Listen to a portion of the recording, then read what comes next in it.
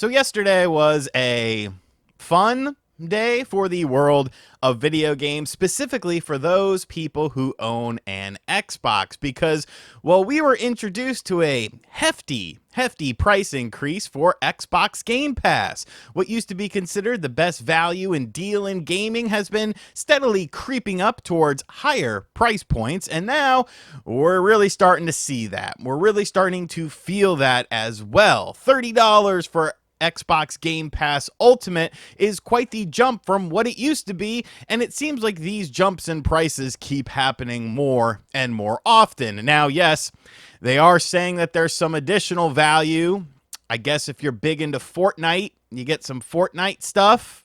If you like Ubisoft games and old Ubisoft games, you can get those too. To me, it kind of feels like just additional padding, stuff that people have probably already played or don't have interest in playing.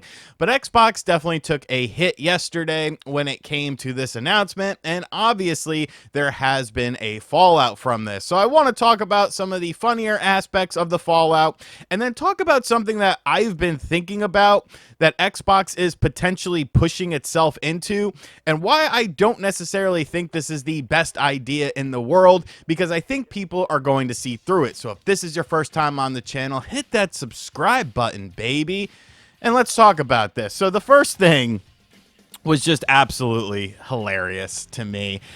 So this was reported yesterday. The website to cancel Xbox Game Pass subscriptions is overloaded. So this was quickly after the news went live. A couple hours later, people were trying to cancel their Xbox Game Pass subscription because you never like to see things go up in price. You see it with Disney and Disney Plus. You see it with Netflix. You see it with, now if you want to watch WWE premium live events, you got to have ESPN Plus. Like, these companies just think that, like, people have unlimited resources and they're just going to be like, oh, great, a price hike on the same stuff that I already have had access to. That's valuable. But people were unable to access the website. It took a very long time for things to come up.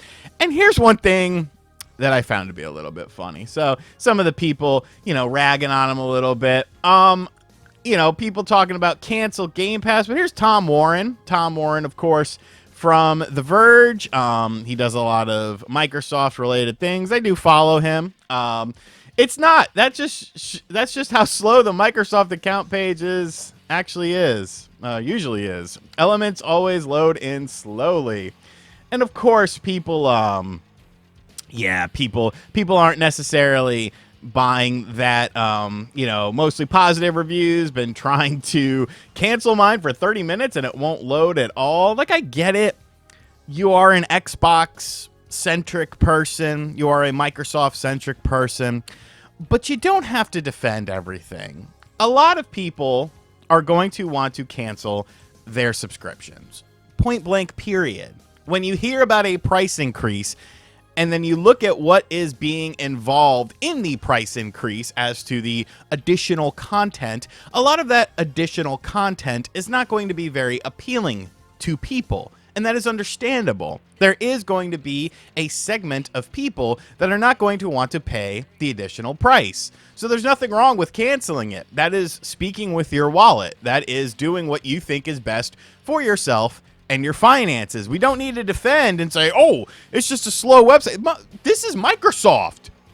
Microsoft, the people who have Windows, the people who do the Edge browser. I don't think that their website to cancel things should be notoriously slow. And I'm someone who's used the website before to do various things, and I never had it hung up completely to the point of where it wasn't doing anything. No, that's just me. Maybe my internet was good that day or something like that. But they're not the only ones taking dunks on good old Game Pass, because we have an old friend here, GameStop. Oh man, this made me laugh. Don't call it a comeback. This Game Pass is pretty good. 2017, $15. I don't need you anymore, pal. Getting rid of GameStop. 2025 Game Pass, $30. Hello, old friend. I found this to be pretty funny, but if you think about it, there's actually a flaw in this logic. And I understand it's just a meme or something like that, but it's actually a flaw that is going to play into what I want to talk about kind of at the end of this video as far as what I see Microsoft is actually trying to do. Because you got to remember, a lot of these first-party Xbox studio games that, you know, is one of the main reasons, I should say, that people get Game Pass, they don't get physical releases. These do not get discs printed. On other platforms, they do. When they come over to PlayStation 5, they do. But over on the Xbox, they never seem to do that. And so, you know, there is a little bit of something that we're going to talk about with that. And then the final thing that I found to be funny was GameStop then put out, we will continue to sell Game Pass Ultimate for $19.99 a month in-store and online. Xbox Game Pass Ultimate is still $19.99 with us. You're welcome. Available in-store and online. So, if you want to stock up on some Game Pass Ultimate at the original, or the price that we've been paying it at, the $20, not the $30, you could stock up with GameStop. And I might actually do that. I might actually buy, you know, a month or two and just kind of see how things go. Or buy a month or two, maybe 3, and then just put them off to the side. Because I'm assuming that, like, it won't ever expire or something like that. Or if it does expire, it is a while from now. So that way when games come out that I want to actually play, I'll be able to access my Game Pass. But then it's like, well, you need Game Pass. You need at least something with Microsoft in order to play online. And I play a lot of my Xbox stuff online. So it's a tricky situation when it comes to this. But something I think is flying under the radar with a lot of people is kind of the accumulation of all this sort of stuff. Go back to the original GameStop tweet where they're talking about, you know, hello, old friend, when it comes to GameStop. Like I said, a lot of first-party Xbox games that come out on the Xbox do not get physical releases. So that point is kind of lost on people. It's all mostly digital stuff. And when you look at kind of what is happening here, and one of the interesting things that I touched on in yesterday's video, but I didn't really expand upon it, but it's the cloud gaming thing, and how if you're a Game Pass Ultimate member, you have priority access to cloud gaming things. Now, obviously, if you own an Xbox Series console, cloud gaming is something that you might use from time to time. Like, I mostly use it to check out a game to see if I actually want to download it, because a lot of these games, admittedly, are rather large. And there have been some slower paced games that I've actually played and completed via cloud gaming, especially when, you know, I'm plugged into an Ethernet cable and stuff like that. I'm just saving space on my Xbox because I don't feel like deleting something and then downloading something, you know, along those lines with that. But you also have to remember, there is a whole nother sector to Xbox's plans, and I think this is where they're kind of wanting to push in this direction. And that's why that cloud gaming thing becomes so interesting, because there are TVs right now that have an Xbox application already put in on it. The upcoming ROG Ally system that is Xbox branded, because everything is an Xbox now. Remember that? Everything's an Xbox. That does not allow you to download native games on there. It's play anywhere stuff, which means that it's utilizing the cloud.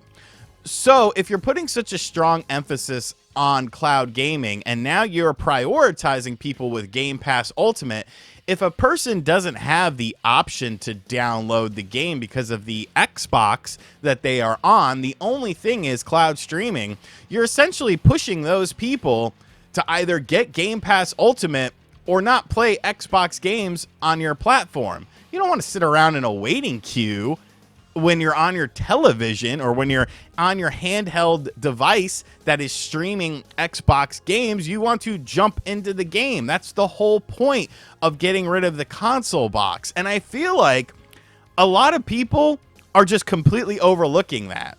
You know, because they see the Xbox console. They see, you know, oh, they're doing another Xbox console. But, I mean, when you're constantly raising the price of the console itself, of a console that isn't selling all that great to begin with, I think it's pretty clear what you're wanting people to do. You want people to stream these games via the cloud on Game Pass Ultimate, so that way they have priority access. And you're not necessarily concerned about physical goods and somebody going to GameStop and buying the game and playing it on an Xbox. You're not necessarily concerned with the hardware aspect of it. This is your concern. And I don't think it's a great idea. I just don't.